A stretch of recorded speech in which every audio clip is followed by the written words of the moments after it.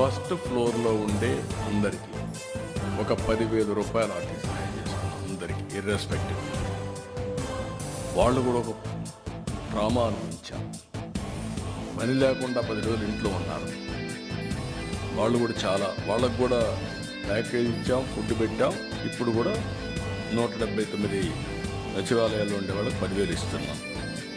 First floor, second floor and above పూర్తిగా. First ఫ్లోర్లో ఉండేవాళ్ళు నీట మునిగారు.